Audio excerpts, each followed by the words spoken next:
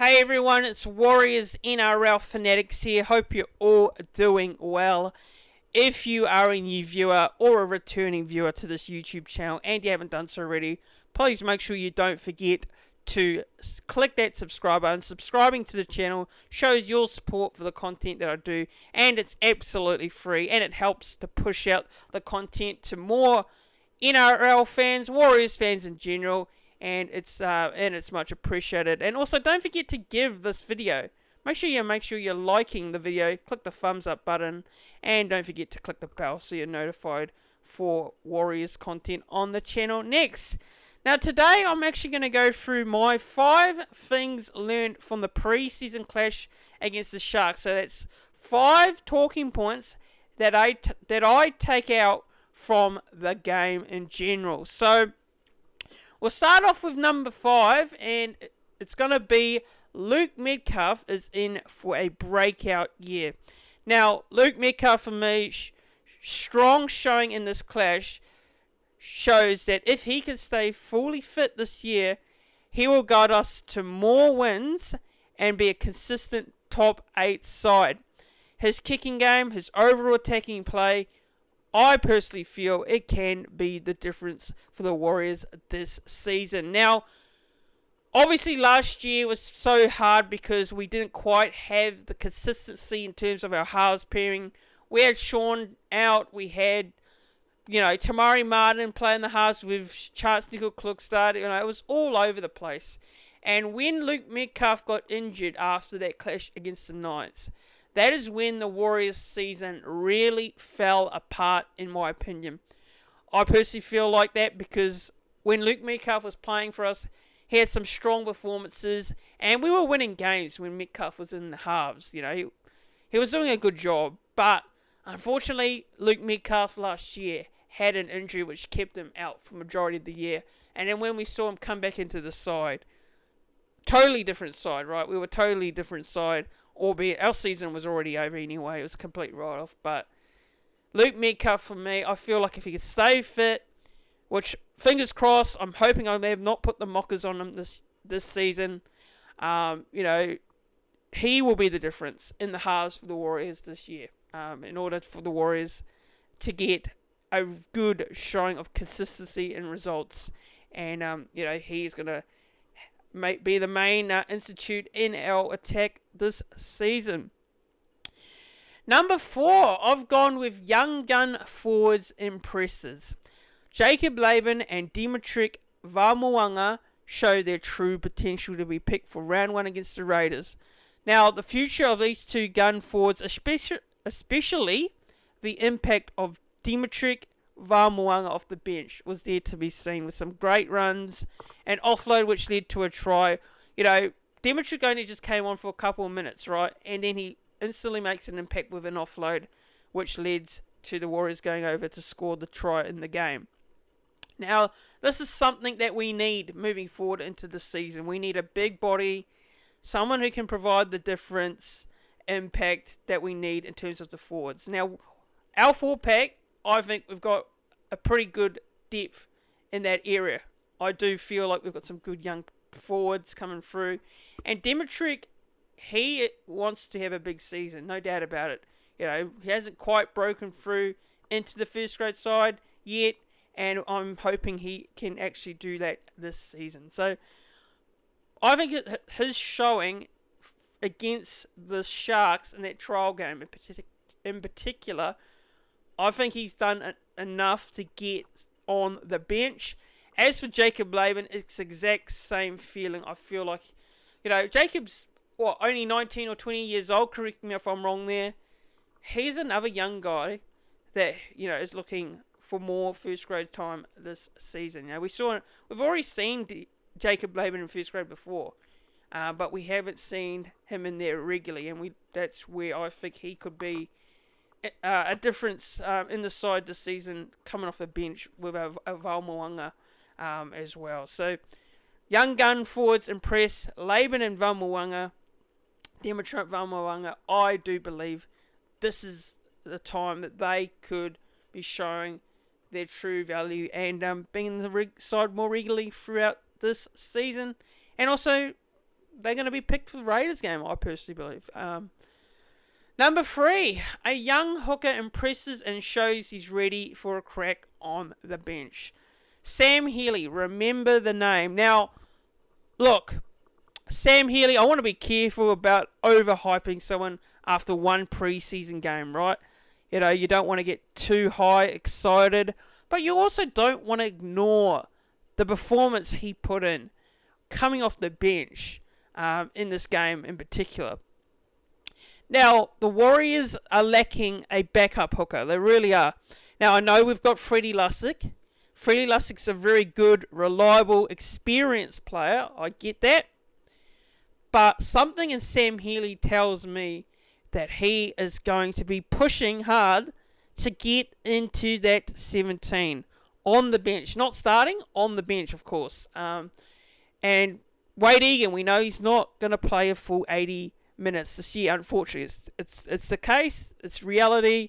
We love to see Wade Egan play a full 80, but that is not going to happen because we know Wade Egan loves to get himself in tricky positions in terms of tackles. He's a very hard running hooker, and he, unfortunately gets injuries a lot, last year. So we need a good backup option.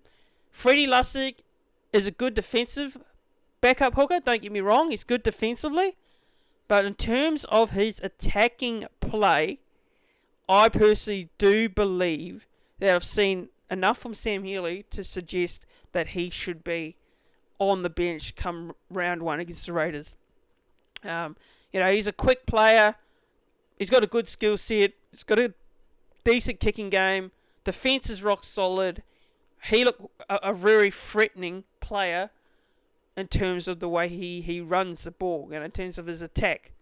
Now, you guys probably would have known about Sam Healey coming into the season, and I was the same. All I saw was a bit of his highlights in New South Wales Cup. Now, New South Wales Cup is a different competition altogether, right? It was a massive step up to New South Wales Cup. So, it's going to be interesting to see if Sam Healey does get a spot in the 17. Is he going to be there regularly throughout the season?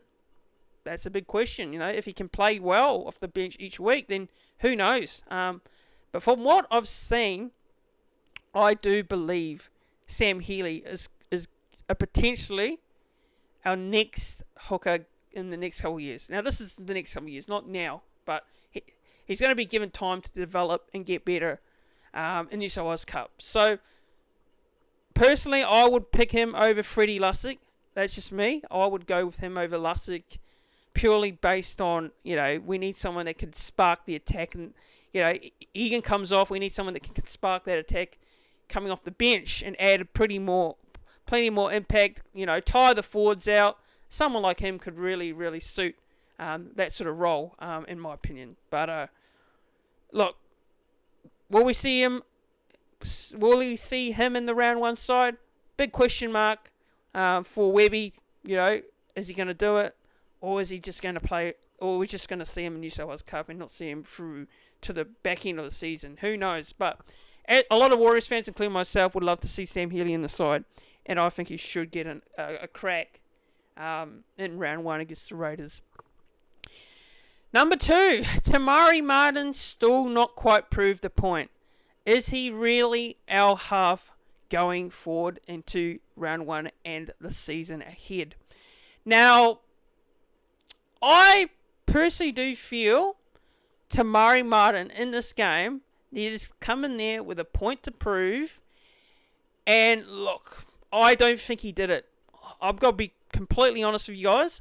Now, I know there's a lot of Tamari fans out there. I've seen so many, so many people rate him highly.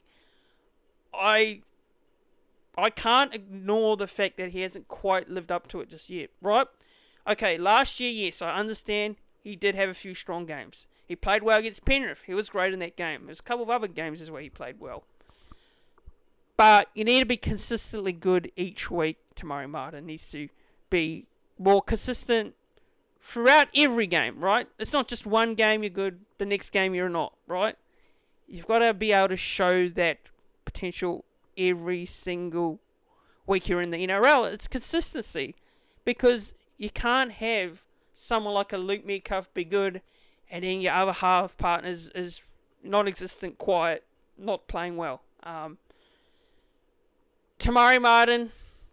Look, I'm a big fan of Tamari Martin. I think he's a good player. Don't get me wrong. I really do. But I do feel as though we need to have a big look at this moving forward. It's not quite... He has not quite proven a point just yet. And look, if he does go out there, let's say he gets picked this week against the Storm, and if he does go out there and play well, then fair enough, fair play to him. He gets that round 1 selection, but he's got to go out there and prove a point for me to be able to be selected moving forward. I don't know what the situation is with Tanner Boyd. I don't know what Webby is thinking of Tanner Boyd. Is Webby just keeping him as a depth signing? Does he not see him as a starting half this year? It's just hard to say, really. Webby doesn't give anything away, does he? In his press conferences, his post-game press conferences, press conferences during the week. So I think Tamari's still got a point to prove, and he needs to prove it, because, look, if he doesn't have a strong season this year, the Warriors may not keep him, right? That's the thing. That's the big thing. So, look, no doubting Tamari Martin's qualities, but it's about putting that on the field each week. Consistency, in my opinion. Number 1, defense still a work in progress, and so is the attack. Now, look, I do believe we did show some good, promising signs in attack, right? It hasn't quite clicked in that trial game against the Sharks, albeit it's our first trial game, first hit out of the season. We scored 2 good tries against the Sharks. And look, I think in regards to what we need to do this year and the way we need to attack, obviously we need to be a lot better in that area. Scoring points is going to be very crucial, because, look, I think when you're up against the top sides, and obviously those top sides are going to make it hard for you defensively, and the Warriors will need to throw some different shapes at the team defending. But another thing I want to talk about is defense, because I feel like defense is really important too. Look, for me, obviously the 2 tries that we conceded in this game, one try which I thought was particularly really avoidable against the Sharks, was Thomas Hazelton's barge over try, and that was, for me, a try that should have been easily stopped for me. So I feel like also with our backs as well, the biggest concern is always our backs and the way they defend, because every team this season is going to go at our outside backs and target them defensively. They're not going to go to our forwards and Fisher Harris and Barnett, because Fisher Harris and Barnett are very good defenders. They are going to target the outside backs. So our outside backs need to work on their defense and communicate well, because communicating well together is so crucial for every play that a team targets us. So defense is really much the talking point for me for the Warriors going into this 2025 season ahead. Goal line defense is something that was very important for the Warriors when they made the top 4 in 2023. It was not there last year, of course, but the other defensive side was not there as well. So, yeah, it's going to be really important for the Warriors to have a look at the way they defend through the game. And I do feel like this is something that will be the biggest concern going into 2025 as well. And look, attack is great. You want that to improve. Don't get me wrong. But I'm always thinking about the defensive side more so than the attacking side of the game. Because, look, this team's got the potential to score a lot of points, a lot of tries. It's also got a potential to leak points at tandems, which is, what we did last year, against the Titans. We leaked a lot of points in that game, and a couple of other games which we really struggled to do. But guys, I think that pretty much wraps it up in terms of my 5 things that I've learned from the preseason, 5 talking points to take out of that game against the Sharks. Let me know what your thoughts are down in the comments below. What are your takeouts from the game? What are your 5 talking points? Key things you saw that you think right, can be improved, can be better, or 5 little points that you maybe take out of it as a positive moving forward. Look, no doubt about it, it's only our first preseason trial, so look, obviously we know there's going to be plenty of room to improve, no doubt about it. I do feel like it's going to happen. Every trial game, they're not going to be perfect. We know that, So, but yeah, let me know what you guys think in regards to, this concept that I'm bringing out, these sort of videos. Do you like this concept of 5 things learned? If you do, let me know in the comments. Or give me some feedback and thoughts on this video. And if you are a new viewer to the channel, or returning viewer, and you haven't done so already, please make sure you don't forget to subscribe. Make sure you click that subscribe button down below, because it really does show your support for the content that I do. It helps push the videos out to new viewers, returning viewers, and it's absolutely free as well. And the goal of the channel, in terms of, we want to get to 3K subscribers. So we want to get to 3K subscribers by, let's say, by the first game of the season, or by round 5. By round 5, I think, was the game against the Tigers. So we want to get there real soon. But yeah, like, share, and subscribe, guys. And we will see you all in the next one.